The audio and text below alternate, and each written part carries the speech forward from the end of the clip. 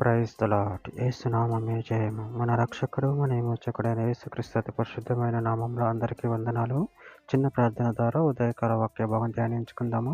పరిశుద్ధుడా మహాగణుడైన దేవ యేసయ్య, సర్వాధికారినైన మీకే వేలాది వందనములు, కృతజ్ఞత, స్తుతి, స్తోత్రం చెల్లించుకుంటున్నాను దేవ ఉదయకాలం ప్రభు వాక్య భాగం ధ్యానిస్తుండగా వాక్య భాగం మాకు అర్థమవుట్లు సహాయం చేసి మీ కృపలో బలపరిచి మీకు మాదిరిగా మమ్మల్ని నడిపించమని చిన్న ప్రార్థన యేసు నామంలో అడిగి వేడుకుంటున్నాను తండ్రి. Amen amen. కీర్తన గ్రంథం 15వ అధ్యాయం 15వ వచనము. భూమి ఆకాశములను సృజించిన యెహోవా చేత మీరు ఆశీర్వదింపబడినవారు. ఆమేన్. దేవుడి వాక్య భాగం దీవించును గాక. ప్రభునందు ప్రియులారా, ఇక్కడ వాక్య భాగంలో గమనించినట్లయితే భూమి ఆకాశములను సృజించిన యెహోవా చేత మీరు ఆశీర్వదింపబడినవారు.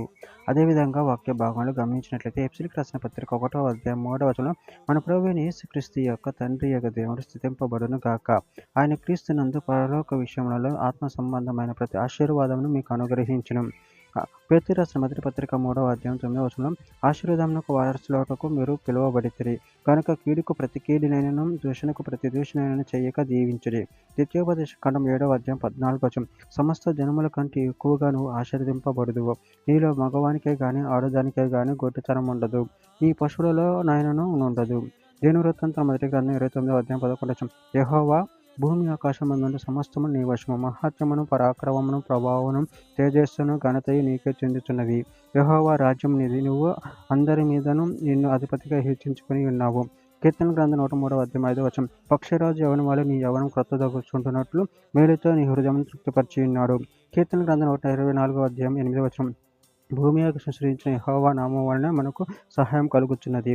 కీర్తన గ్రంథం 147వ అధ్యాయం 13వ వచనం, ఆయన నీ గుమ్మముల గడియలో బలపరిచి ఉన్నాడు, నీ మధ్యను నీ పిల్లలను ఆశీర్వదించి ఉన్నాడు.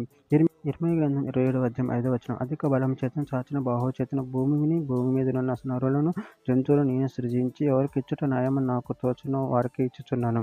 కీర్తన గ్రంథం 146వ అధ్యాయం 5-6 వచనంలో, ఎవనికి యాకోబు దేవుడు సహాయుడగునో, ఎవడు తన దేవుడైన యెహోవా మీద ఆశ పెట్టుకునో వాడు ధన్యుడు.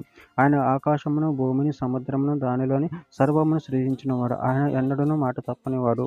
చివరిగా ఒక మాట, కీర్తన గ్రంథం 96వ అధ్యాయం 5వ వచనం, జనముల దేవతలందరూ వట్టి విగ్రహములే, యెహోవా ఆకాశ విశాలమును సృజించినవాడు. ఆమేన్. దేవుడి వాక్య భాగం దీవించిన గాక. చిన్న ప్రార్థన చేసుకుందాము.